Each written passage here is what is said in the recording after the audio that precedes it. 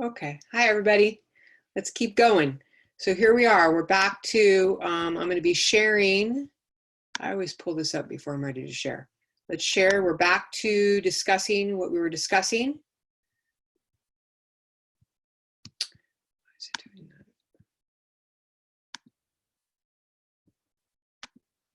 Okay. And try that again. Share screen.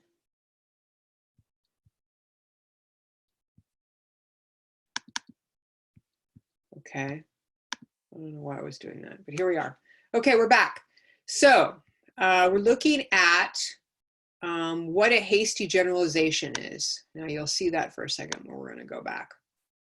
So basically, people do this all the time. I think probably a lot of you already know what a hasty generalization is.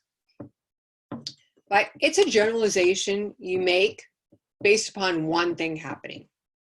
Okay? It's kind of like we make a hasty generalization. Let's say someone, this happens when you first meet someone, right? We based on someone's character or someone's actions. So maybe the first time you meet someone and they're not polite to you, and you decide that that person's a jerk, and you are making hasty generalizations. Sometimes first impressions are real. And maybe that's not the best example because when you're first meeting someone, it's a little different. Or you just make a hasty generalization based upon maybe you're driving along and someone's driving ability and you think that they're a stupid driver. We do it all the time, but I want you to be aware of it. Do not make those kinds of generalizations when you're writing your speech. Not drawing from using one example to decide everything's like that. Okay, making a general conclusion. It could be that in the way that you're going to avoid this is to think about how you're going to use facts to prove, right? To prove what you're saying. Again, trying to make a generalization without having sufficient evidence. Slippery slope. I think you guys have heard that before, the slippery slope, like beware the slippery slope. So slippery slope is when your fallacy falsely assumes that we go in a particular direction in a small way that will inevitably go much further down the path in a wrong way, okay? So it's like one case will lead to a series of events or actions, one thing. And basically it's like, let me give you an example. Here's an example. If we were to censor this one book from the public library, then sometime in the future, there will be another book and another book. And pretty soon they'll be burning piles of forbidden books in front of the building, including the Holy Bible. Okay. Second Amendment. If we put any laws into place to change who can bear arms or what kind of guns we can have as a public, that can lead to further restrictions and it'll end up so none of us have guns. That's a slippery slope argument. Now, let's make this try to be non-political. If you give gays and lesbians a right to marry, then pretty soon my kids are going to turn gay. That's going to be the end. There's going to be more gay people than there are straight people in the world. Okay, and I'm going to the extreme. It's like a slippery slope argument.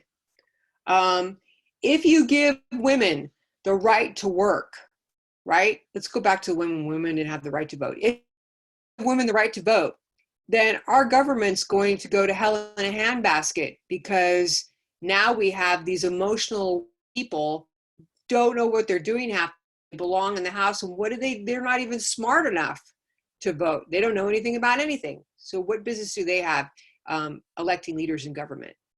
Okay, slippery slope argument. Give you some examples. Okay, appeal to tradition. This is kind of like bandwagoning, but a little bit different. So it's this argument that we've always been doing this a certain way. So, I mean, back to the Second Amendment. That's another example. This amendment is there. Why are we going to do it differently? It's already worked. We should agree with this claim because it's always been done this way. If it's not broke, don't fix it. Right? Some of those arguments, and those are sayings that we have, it's an appeal to tradition.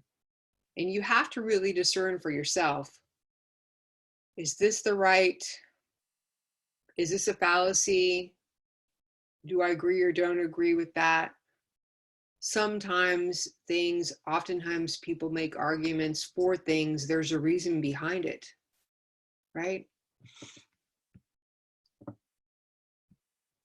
Oftentimes, and remember, you're always arguing against the status quo. So if you're arguing for something to change, which persuasive speaking is doing, then you're arguing against the status quo. All right, straw man argument.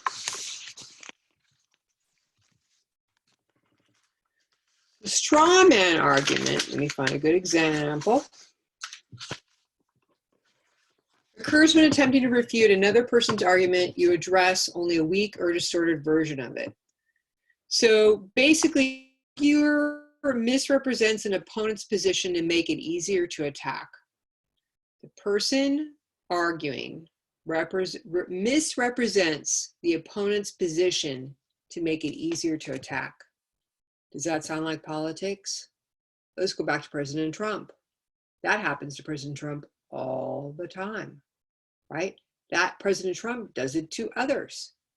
You see that in politics all the time. The straw man fallacy is committed when a person misrepresents an argument. That's just happening with the Clorox thing, right?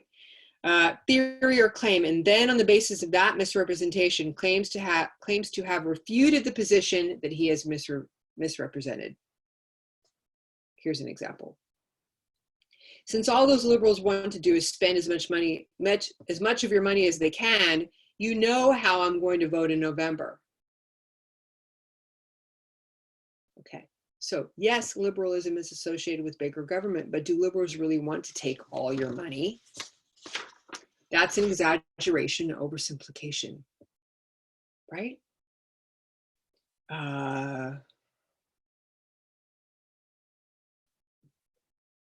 Let's see, I'm trying to think of other ones. Environmental laws. If California decides to institute stricter environmental laws, then all the other companies that don't follow suit are going to go out of business. Okay, that's an oversimplification. What about those companies doing their own adjustment, right? Evolving. So thinking about that straw man argument. Here's another example. Because communication studies basically involves telling people to talk loud, make good eye contact, and not say too much, it's not a legitimate academic discipline. That's really true. They think that we as communication scholars don't have a legitimate discipline because we focus on these things. Now, they're only focusing on the performance aspect, right? They're not looking at how to write a speech, what speeches are written well and why, what kind of strategies do you use in speech making. Yes, the eye contact and all that verbal or nonverbal language is important. Nonverbal performance is important, but it's not all of it. In fact, it's just a very small part of it. Okay, so straw man argument basically is when you're really trying to distort, in order to attack it, you're trying to distort what the other side, the person you're arguing against or the people you're arguing against, you're trying to distort what they're saying in order to attack it. Okay, the purpose is to misrepresent your opponent in order to feel superior to him or her. Okay, this leaves us, ooh, I finished, I'm so happy. This leaves us with your job to watch the speech. Your job, now I'm gonna again give you a little disclaimer here. I like this speech. I am highly entertained by the speech. I like Sarah Palin. So this is not a way to like dish on Sarah Palin. I like her. I think she's a good speaker. I think she's highly entertaining and very interesting. So I obviously my personal agreement or disagreement, but she also it's a speech blatant with the use of fallacies because of the way it's presented. Okay. And so I think you're going to find a lot of it, but I also think you're going to find entertaining, and it's very persuasive.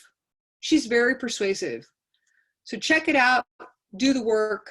This is your assignment. Hopefully it makes sense of everything. And if you have any questions, you're welcome to get back to me through private message or email me, whatever you need to do. Okay. All right. Be well.